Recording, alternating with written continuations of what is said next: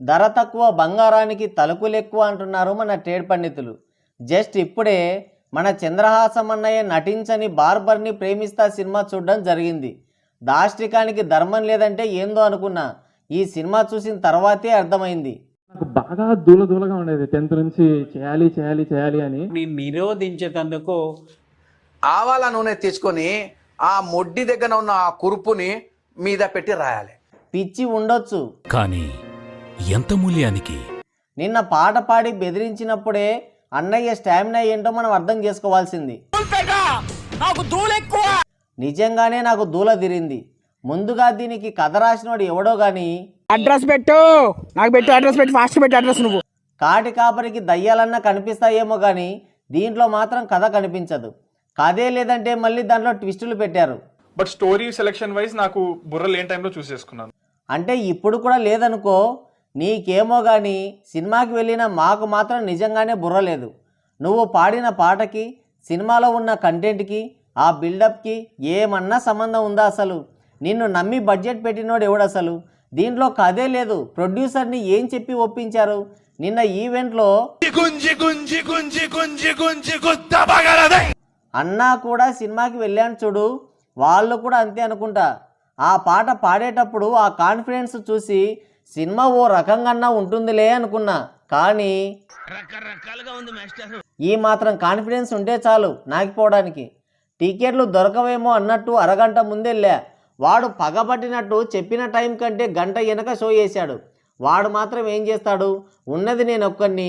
ఆ గంట సేపు నానబెట్టినందుకు ఇంకో 2 ఆకతాయి లవర్స్ వచ్చారు. టిఫిన్ చేయడానికి వీలుగా ఉంటుందని సినిమాకి వచ్చారు. ఒకవైపు సినిమా ఎలా ఉంటుందో అన్న టెన్షను, ఇంకోవైపు వెనకాల వాళ్ళు ఏం చేసుకుంటున్నారో అన్న క్యూరియాసిటీ. పెళ్లి కానీ నాకు లోపల వాళ్ళు ఏం చేస్తున్నారో, ఎలా చేస్తున్నారో అని ఒకటే యాంగ్జైటీ. సినిమాలో ఏం లేదు. వెనక్కి తిరిగితే ఆ చీకట్లో వాళ్ళు కనపడరు. మన ట్రేడ్ పండితుల బాధ చెప్తే తీరదులే. ఎలాగోలా కింద మీద పడి సినిమా కంప్లీట్ చేశారు. ఇక సినిమా ఎలా ఉందంటే చెప్పను బ్రదర్. ఎందుకంటే ఈ దరిద్రాన్ని నేను ఒక్కడనే ఎందుకు చూడాలి? మీరు కూడా చూడండి.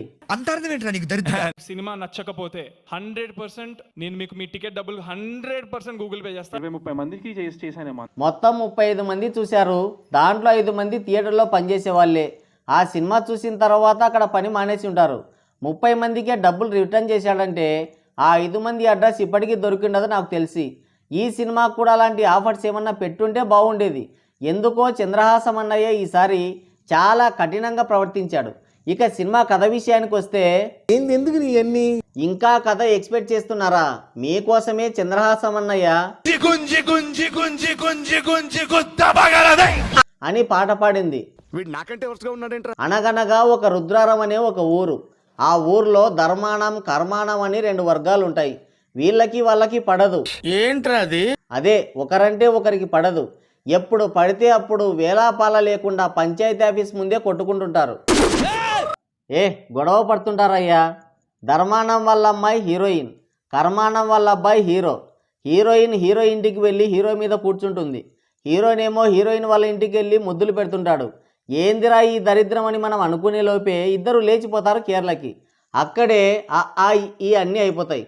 ఆ సీన్లన్నీ చూస్తుంటే మన మీద పగబట్టారని మనకి ఇట్టే అర్థమవుతుంది. ఇద్దరు పెళ్లిపీటలు ఎక్కుతారు. తాళి కట్టే టైంలో నేను నిన్ను చేసుకోను అంటాడు హీరో. హీరోయిన్ కూడా అర్థం పర్థం లేకుండా లేచి వెళ్ళిపోతుంది. అదే ట్విస్ట్. మీ ముఖానికి ఇది చాలే అన్నట్టు ఇంటర్వెల్ కార్డు వేస్తారు. పారిపోవడానికి మంచి అవకాశం అది. కానీ పెట్టిన డబ్బులకి న్యాయం చేయాలి, థియేటర్ ఓనర్కి బొక్క పెట్టాలి అనే ఉద్దేశంతో అక్కడే కూర్చున్నా. వెనక కూర్చున్న ఇద్దరు కూడా కొంచెం గ్యాప్ దొరికింది. ఏమన్నా తిని మళ్ళీ మొదలు పెడతారేమో. అదే సినిమా చూడ్డం. ఇక సెకండ్ హాఫ్ స్టార్ట్. హీరోయిన్ ఎవరి ఇళ్ళకి వాళ్ళు వచ్చేస్తారు. నేనే ట్రాప్ చేసి వాడిని లేపుకెళ్ళా అంటే హీరోయిన్ వాళ్ళ నాయన నా కూతురు అని మీసాలు ఊడిపోయేదాకా తిప్పుతాడు. హీరో వాళ్ళ ఇంట్లో కూడా సేమ్ అంతే. అయితే హీరోయిన్ ఇద్దరు కూడా పెద్దల్ని ఒప్పించి పెళ్లి చేసుకోవాలని వెనక్కొచ్చి ఉంటారు. ఇదొక ట్విస్ట్. అక్కడ ఏదో ప్రాజెక్టు ఎత్తు పెంచుతున్నారని, దానివల్ల ఊరే మునిగిపోతుందని, అందరూ వలస వెళ్ళిపోవాల్సిందే అని చెప్పి ఒక నాటకం ఆడి ధర్మాణం కర్మాణం వాళ్ళిద్దరినీ కలుపుతాడు హీరో. కర్మాణం వాళ్ళు కలుసుకుంటారు కానీ మన కర్మకు ఆ సినిమా ఇంకా అయిపోదు. పెళ్లి పీటలు ఎక్కుతారు ఇద్దరు మళ్ళీ. అంతలోనే ఎవడో ఒకడు వచ్చి హీరోయిన్ పైన దాడి చేస్తాడు. చచ్చిపోయిందంటారు. హీరో ఏడ్చేస్తాడు, వాళ్ళ అమ్మ ఏడుస్తుంది, అందరూ ఏడుస్తారు. మళ్ళీ లాస్ట్కి ఆమె బతికొస్తుంది. ఇదొక ట్విస్ట్ సినిమాలో. అక్కడితో సినిమా సమాప్తం. పార్ట్ 2 అని టైటిల్ వేస్తారేమో అన్న భయంతో వెనక్కి తిరిగి చూడకుండా లగెత్తా. ఇక సినిమా ఎలా ఉందంటే అలానే ఉంది. ఆ కథ ఏంటో, ఆ ట్విస్టులు ఏంటో, ఆ స్క్రీన్ ప్లే ఏంటో, ఆ అవుట్పుట్ ఏంటో వాళ్ళకే తెలియాలి.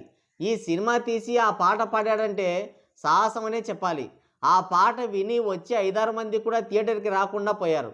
జేడి చక్రవర్తి, ఆది అన్నయ్యలకి గ్యాప్ లేకుండా ఒక 4 షోలు వేయండి, జన్మలో ఇంకా మీ ఈవెంట్లకే రారు. ఫైనల్ జడ్జిమెంట్ ఏంటంటే చంద్రహాసం అన్నయ్య అకౌంట్లో ఇంకో ప్రొడ్యూసర్ పడ్డాడు. చంద్రహాసం అన్నయ్యని నమ్మి బడ్జెట్ పెట్టారంటే జాతి రత్నాలే వాళ్ళు. మీరు వెళ్ళండి సినిమాకి. సో గైస్, ఇది వీడియో. మరోసారి మరో ఇంట్రెస్టింగ్ వీడియోతో మళ్ళీ కలుద్దాం. Thank you, take care, bye bye.